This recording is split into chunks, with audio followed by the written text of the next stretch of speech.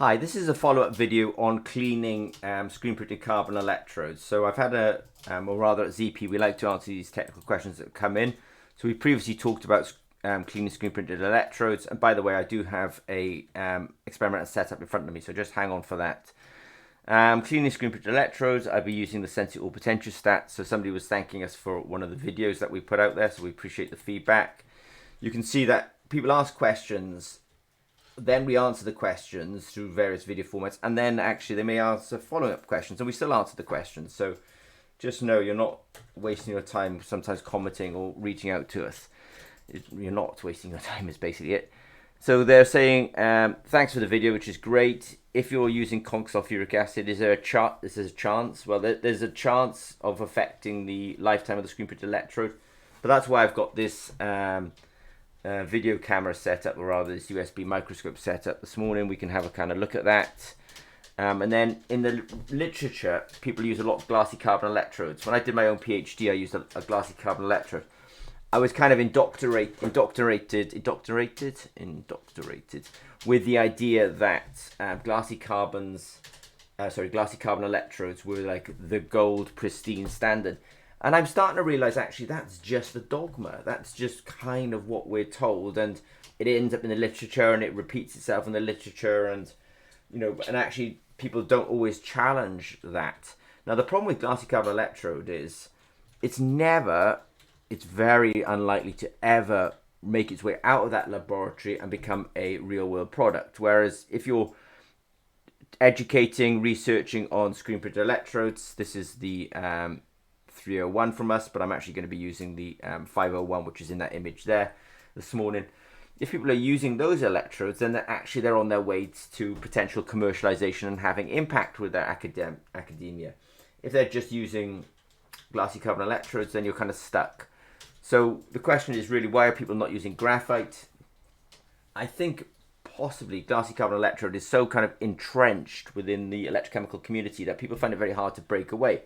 If you've bought a glassy carbon electrode, yeah, it'll probably last you, a decade or so, and you can get academic papers out of it. But you're kind of held on that glassy carbon electrode because you're kind of worried to come away from it. Because if you come away from it, you have to kind of learn another electrode, let's say, and people don't want to change. They've got a workflow and they want to stick with it. But actually, graphite and then screen printed carbon electrodes, I think, are actually a better route, especially for those who've got ambitions to do commercialization. Now let me just describe what I've actually got in front of me at the moment. So underneath that microscope, we're actually looking at the circular electrode on there, and I've got a drop of 5 millimolar ferricyanide is on there from ZP. So the first thing I'm going to do is I'm actually going to do a cycle of voltammetry on this. Now I've not used this electrode before, but this electrode may be quite pristine. So in fact, the impact of my cleaning may be not that impactful. But I'll do a ferricyanide experiment. I'll clean it. We can come back to the to the microscope and see if there's any kind of obvious signs of degradation, which I super doubt. But we can sort of investigate that. All right, there's enough probably talk there. Let's go to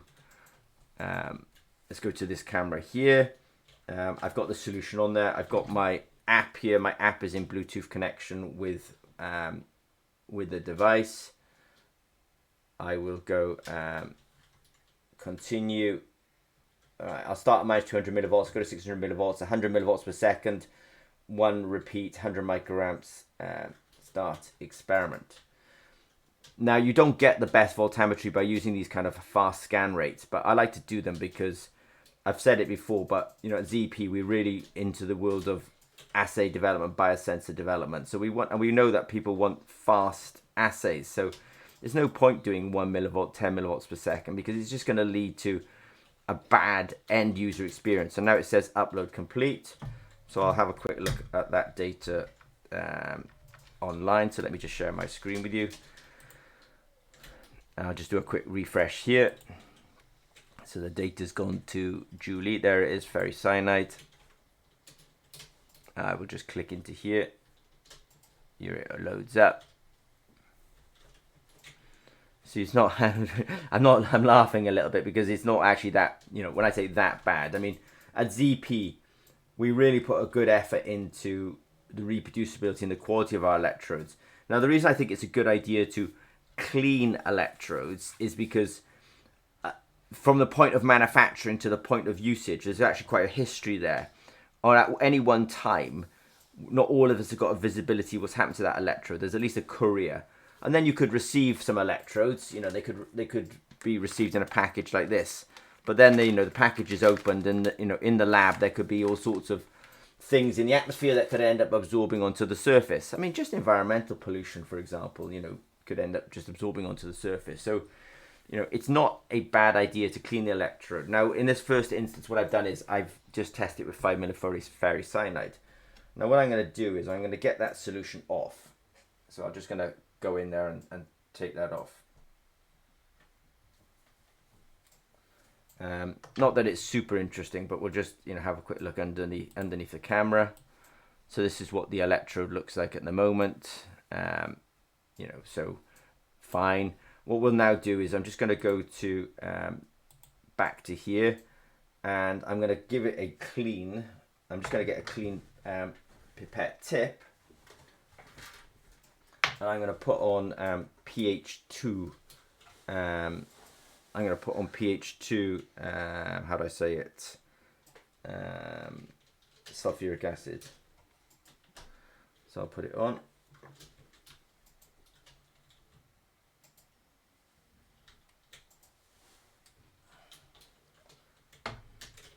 Right, and then I will, I'll go to my app. I'll go done. I'm just going to change the settings.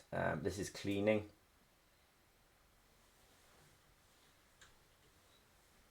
And continue. Right, so I'll do -1 volt up to 1 volt, 100 millivolts per second, 100 microamps.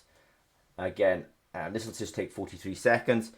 I mean, it's probably worth saying, you know, you'll soon get fed up of waiting for long cleaning steps, especially if you're in a kind of teaching laboratory situation where you've got a kind of throughput of students, you know, and even end users.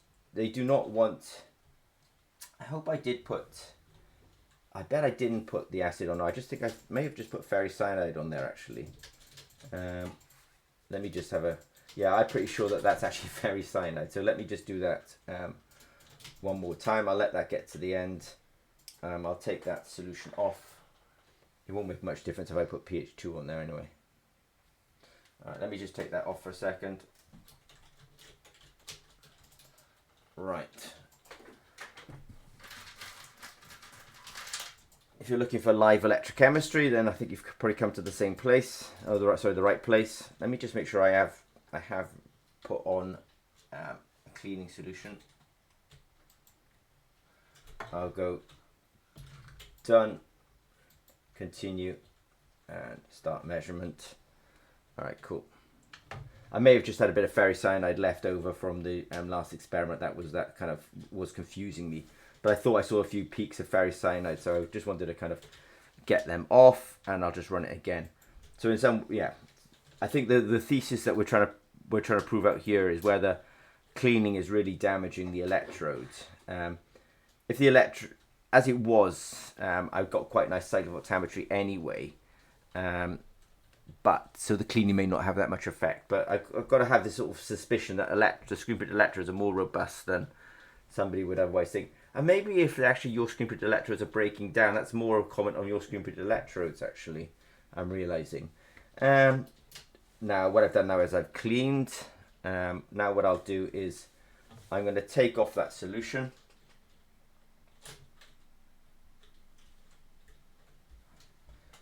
Right, and I'm going to put on some potassium ferricyanide.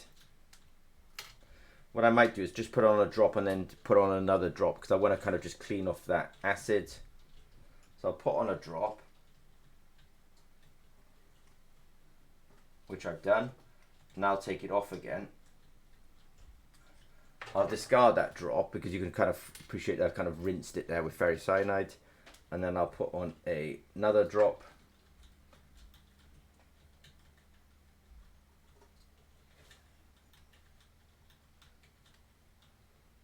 Right, so I think we're all good there. what I'll do is I'm just going to grab this because I actually want to call this ferricyanide. Ferricyanide number 2, so I can find it. I'm just going to change my settings, so I'll go to minus 600 millivolts. No, minus 200 millivolts. Start.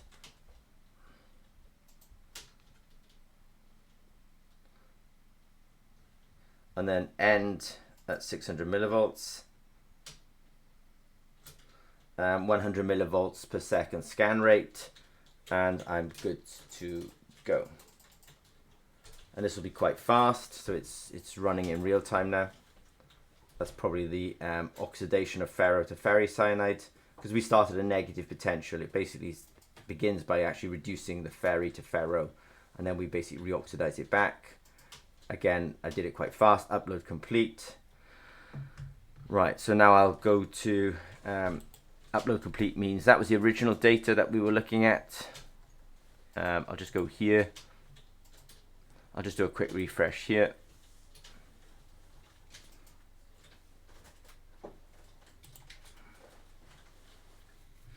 So we had those couple of cleaning steps that I threw in there, and this is that ferricyanide 2. This is the next one.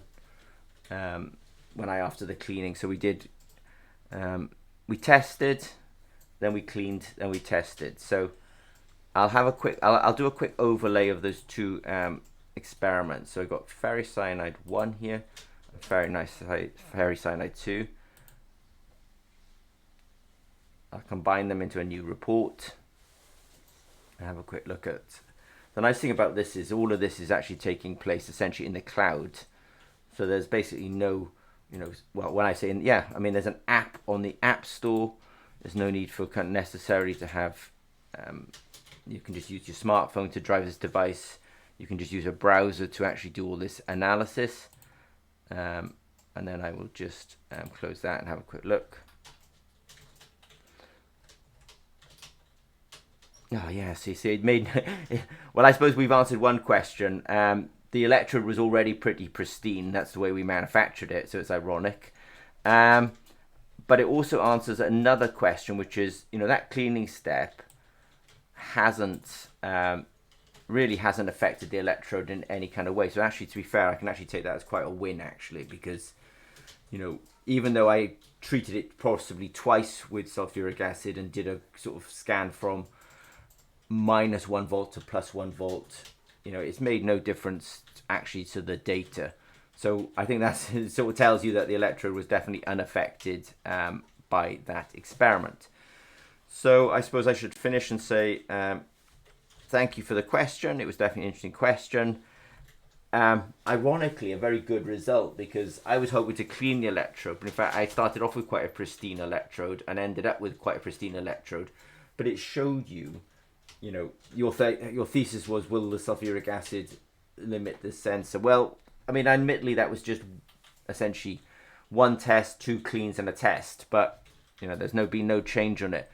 And it's interesting question actually, because I think some screen printed electrodes, there's various qualities out there. Some of them possibly can't withstand that actually, but I was a bit surprised with your question that actually we can. So if you do have any questions, don't hesitate to reach out to us at ZP. Okay, thanks very much.